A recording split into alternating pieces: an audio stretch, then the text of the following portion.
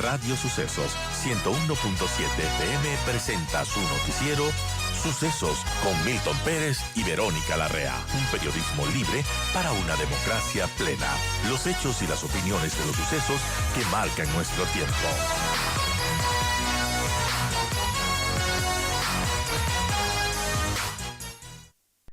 Yael, gracias por acompañarnos. Buenos días. 754 millones de dólares de recaudación del IVA en abril. Esto ya es con el incremento del 12 al 15%.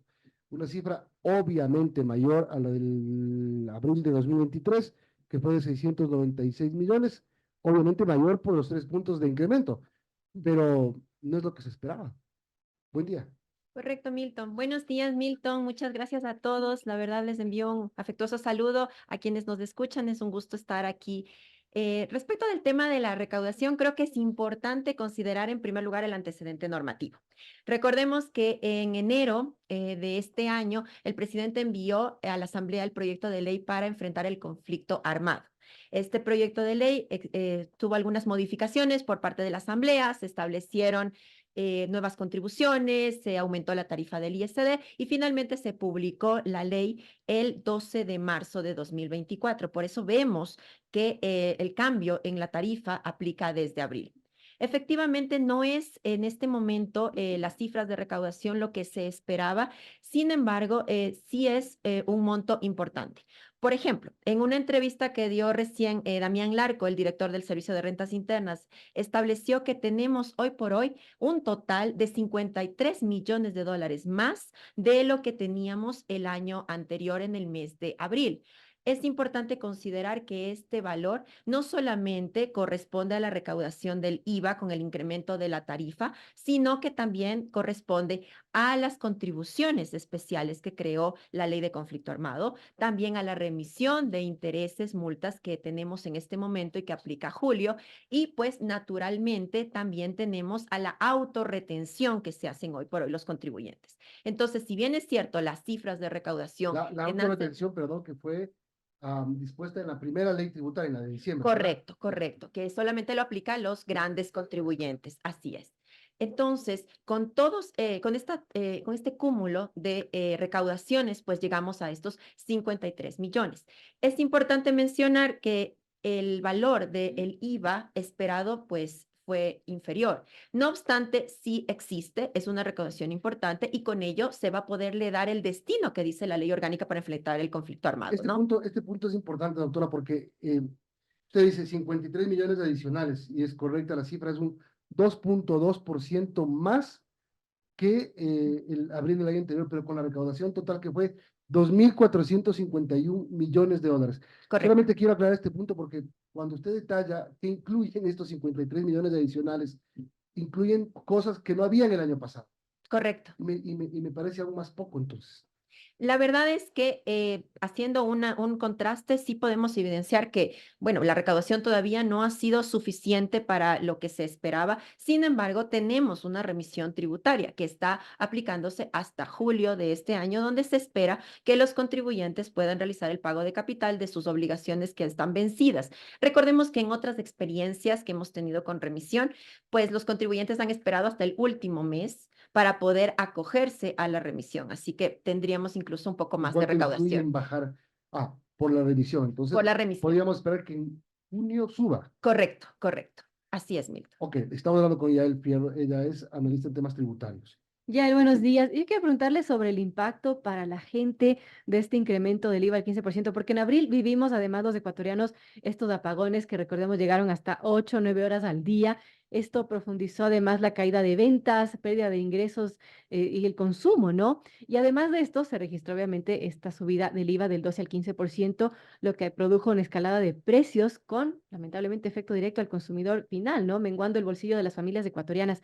¿Cómo ve usted esta situación y el impacto real de este incremento del IVA? Muchísimas gracias por la pregunta. Debemos considerar que el IVA tiene hoy por hoy una tarifa del 15% y que afecta a algunos productos de la canasta básica. Dentro de nuestra canasta básica tenemos 115 productos y el aumento del IVA afecta específicamente a 21.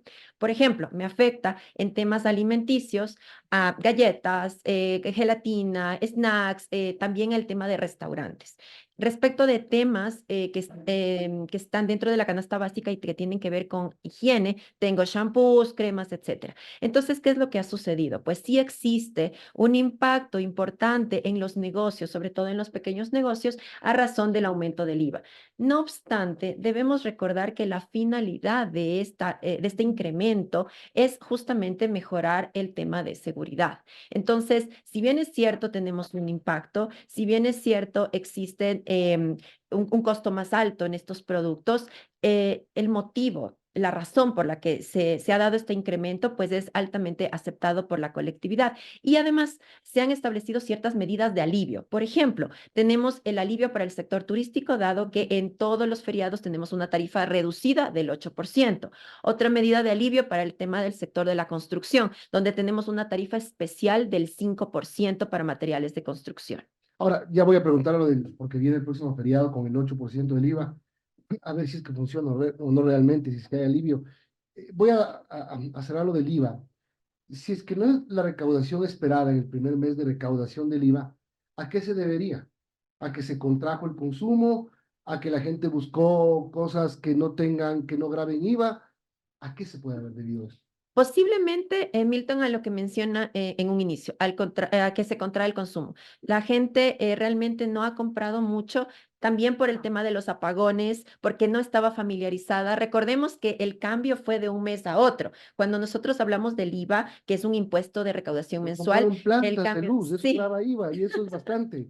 Sí, pero la gente se vuelve un poco más austera en este sentido. Y además del tema de no tener luz. Si no tengo luz, no puedo tener a los restaurantes Pero es abiertos, que ese es otro tema, etcétera. pasaron Entonces, los centros comerciales llenos, los sí, patios de comida a reventar porque la gente que no tenía luz sí iba al centro comercial. pero Y es no verdad, consumía, pero no o consumía. sea, Ese sí es iban el de tema. familia Miranda, a vitrinear, De verdad que sí, Milton. y eso sí Entonces, lograba IVA. sí, correcto. Entonces también hay esta curva de aprendizaje, porque hasta que nosotros por lo menos tengamos clarísimo nuestra nueva tarifa, ya tengamos los presupuestos internos familiares muy compenetrados, pues va a pasar por lo menos un segundo mes. Entonces, yo la verdad considero que el consumo va a aumentar ya en el mes de julio, en el mes de agosto, sobre todo en agosto, que ya los niños van a vacaciones, entonces hay mucho consumo y ya vamos a tener una familiaridad con esta nueva tarifa. Ahora, voy al tema del feriado. Viene la próxima semana, sí, ¿no? Ya, la próxima Sí, semana, del un feriado. 24. Si no me equivoco, el feriado 1 de mayo no hubo reducción del, No, no hubo. no hubo. Eh, ¿Esto sirve, funciona? Porque Sí, yo me he ido a algunos sitios, en algunos feriados que he podido, y yo no he visto que me han bajado el IVA. sí, lo que sucede es que A lo mejor fui cuando a donde no debía, pero bueno. posiblemente, Milton, porque justamente la tarifa del 8% es para establecimientos debidamente registrados y que estén autorizados por el Ministerio de Turismo. La idea es, en primer lugar, fomentar la formalidad y, en segundo lugar, pues, que exista una atracción de la ciudadanía hacia los sitios turísticos, ¿Es pero que estén fácil autorizados. operativizar una baja del IVA para las empresas en sus sistemas? Sí, la verdad es que gracias a la facturación electrónica, el sistema del servicio de rentas internas, que es un esquema offline, que significa que yo simplemente emito el comprobante y en algún momento el SRI me va a autorizar, etcétera, es muy sencillo. Basta simplemente con digitar, colocar el código y listo. Es sencillo. 8:54, estamos hablando con Yael Fierro, analista en temas tributarios. Ahora ya mucho se dice que esta pequeña medida de aumentar el IVA no es suficiente para que el Estado pues cumpla con todos los atrasos, todas las obligaciones que tiene, ¿no? ¿Qué se debería a su criterio hacer respecto al tema de impuestos? Porque quizás lo del IVA no ha sido suficiente. Correcto. En efecto, hemos podido advertir que existen algunos atrasos, sobre todo, por ejemplo, en el pago de la devolución del IVA de la tercera edad, la devolución del IVA a las personas con una capacidad especial o incluso la devolución del IVA a las personas naturales. Entonces, esta serie de atrasos a lo que ha contribuido es que el Estado tenga muchas más deudas y actividades pendientes de pago que pues obviamente con la recaudación del IVA no va a ser suficiente para solventar. Creería yo que el crear nuevos impuestos o el crear una nueva contribución no es la solución para obtener una mayor recaudación. Sinceramente, considero que lo que se está haciendo en este momento es el camino correcto. Esto es reforzar los procesos de determinación, de revisión fiscal a los contribuyentes. Algo que me ha llamado la atención y que realmente me parece muy positivo es que hoy por hoy se revisa también a las personas naturales. Anteriormente y de forma histórica, solamente las sociedades y el grupo de grandes contribuyentes eran aquellos que eran revisados por la administración tributaria, eran objeto de auditoría. Hoy por hoy las personas naturales también son objeto de revisión y de ahí es que se ha logrado una recaudación importante. Un ejemplo de ello son influencers, temas de Airbnb, abogados, ingenieros, consultores médicos, cirujanos plásticos, que si bien es cierto, son personas naturales, en algunos casos desconocían que tenían la obligación de declarar y pagar impuesto a la renta. Con este refuerzo se ha logrado una recaudación que a la final suma. Ahorita iba a preguntarle sobre el efecto de la rebaja del IVA en el sector de la construcción. Y justo me escribe un amigo y me dice, la baja en el sector turístico debería ser por un tiempo prolongado. ¿Por qué no? No me parece una mala idea. Así se fomenta, además, así se incentiva y se reactiva. Sí, es un punto de vista lógico, razonable. No obstante, la finalidad de esta rebaja no es crear una diferenciación para el sector turístico. Recordemos que los impuestos funcionan de una manera genérica, de una manera progresiva, se aplica para todas las personas. Entonces, yo no podría crear una tarifa diferenciada, especial, únicamente para el sector turístico, porque la verdad existirían otros sectores que también vayan a solicitar el tema de quiero una tarifa diferenciada. ¿Qué tal si luego el sector transporte, no, miento, ellos tienen tarifa cero? Si otro sector, ejemplo, el sector de los abogados, el sector de los arquitectos, otros sectores solicitaran este tipo de tarifas especiales, no un 8, no un 12, Ya, pero el entonces análisis yo debería ser tendría... desde el lado de la conveniencia para la mayoría. Porque, por ejemplo, pregunto por el tema de la construcción, cuando nos enteramos que más va a beneficiar a los pequeños constructores para los arreglos de casas básicos, digamos. Ujú. No para que, no para que la gente acceda a más y mejores planes habitacionales y los planes habitacionales bajen de precio. Eso explicaban los constructores desde un inicio cuando se empezó a aplicar esta medida. Ujú. O el sector turístico es un sector grandote que está muy afectado desde la pandemia por el tema de inseguridad. Cuando el sector turístico se levantaba por la pandemia, viene la ola de inseguridad y otra vez. Es decir, a lo mejor por un tiempo más prolongado hasta que se recupere el tema seguridad para que la gente vuelva sin necesidad de un estímulo tributario a los sitios turísticos.